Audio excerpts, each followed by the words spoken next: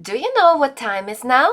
It's a perfect time to do our first sowings in our gardens. So please join us at the Small Space Gardening collaboration, where me and several other gardeners share their tips and tricks for small space gardening. And I'll place the link to the playlist in the description box below. Please check out the rest of our team.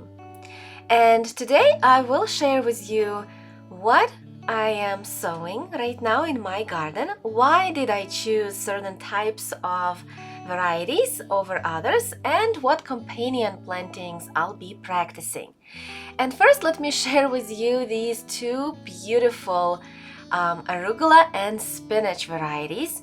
I've grown many different ones in the past, but this year I decided to give a try to these red-veined varieties of spinach and arugula. Have you ever seen red-veined arugula or spinach? Me, never. I've had for a few years red-veined sorrel, which is beautiful and delicious, but this year I'm going to try red-veined arugula and spinach for the first time. So please subscribe to my channel if you want to see how they look, and I'll definitely share with you how they taste and if I like them or not. But I'm sure they'll be beautiful and they'll match here in these elevated raised beds perfectly. And in the second raised bed, I'm planting some kale, which is also red. It's red Ursa kale.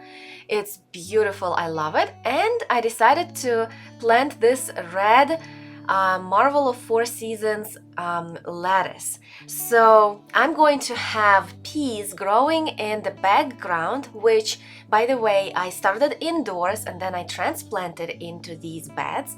And then in the front, I'm going to have all of these red varieties of kale, lettuce, arugula, and spinach. I'm sure it will be beautiful. What do you think? And speaking of peas that I had growing over there in the background, that is for the early harvest. But I also want to have later harvest of peas, and for that purpose I just planted a succession sowing of peas, and here you can see me planting it in clumps. That's how I like to sow my peas, in seedling trays, in small clumps of like 5 to 6 seeds. And then when it's time to transplant them into a permanent spot, I just plug out those clumps of peas and stuck them into my containers or raised beds, and it's a perfect way to give a jump start for your peas. So I'm planting here 4 different varieties. This first one is called container snap peas. It doesn't grow big, it's like 24-inch plants, but they are perfect for hanging baskets. Now this one is called Early Perfection. I also have some Burpiana and Progress peas. And my daughters really love peas, especially my younger one, so I always plant a ton of peas. And every year in early spring, I have peas growing in these 2 barrels next to my back door. And in these barrels, I plant the peas that needs climbing, like a railing type of a peas. So here I planted some green arrow peas. And as you can see, I plant also in clumps, and I plant next to each pole of this support, and on the other side I did just the same. And this variety is called Super Snappy, which is one of my favorite varieties of peas. It always grows so well.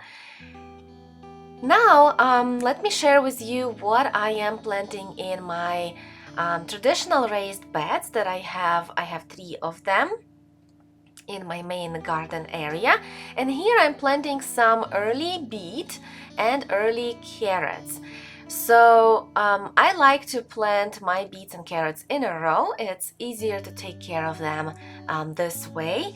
And here you can see me covering the variety of beet that I am always growing, and this one is called Early Wonder.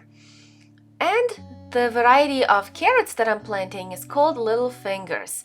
I'm planting 2 rows because we eat definitely more carrots than beets. So that's why I need to plant kind of like a double of what I plant of beets.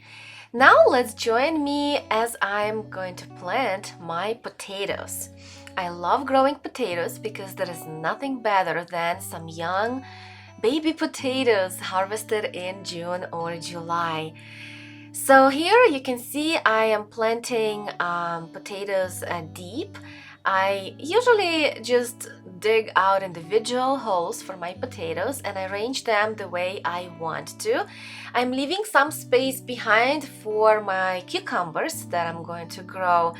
I already have some cucumbers started indoors for the early harvest. And then in front of these potatoes, I'm going to plant radishes. So that's why I arrange my potatoes in such a way that I can fit some plants in the back and in the front as well. And as you can see, my potatoes have chitted already, so I let them stay in warm temperature for about a month or maybe even longer so they can pre-sprout. And now once I put them in the soil, they will grow really fast. Also, I'm going to cover these potatoes with some storm windows to speed up the process. And as I mentioned earlier, I'm going to sow some radishes in front of the potatoes to maximize the harvest from this space. So basically this is a companion planting. I'm trying to utilize the same space to the max. I'm growing something in the middle, something in the back, and in the front. And radishes and potatoes grow well together. I've done this before because by the time potatoes start growing underneath the ground and multiplying, radishes will be gone by then. Radishes grow so fast, in a matter of a month, I'm going to be harvesting radishes already. Especially now that the weather is getting better, it's going to be sunny every day, days are going to be longer. So I just planted some radishes over here in a row, and this is one of my favorite varieties of radishes. They grow large and plump, and they grow so fast. So I'm excited for the harvest of my radishes. The saying, never put all of your eggs in one basket, works well for gardening. I never plant all of my potatoes or other vegetables only in one spot. So you saw me planting my potatoes in a raised bed. Well, I also planted some more potatoes in the ground because the ground is colder, so I'll slow down the growth and I'll have some early harvest of potatoes from the raised bed and the later harvest of potatoes from this place. And you can see me covering my potatoes because I don't want my cats to go and dig in there.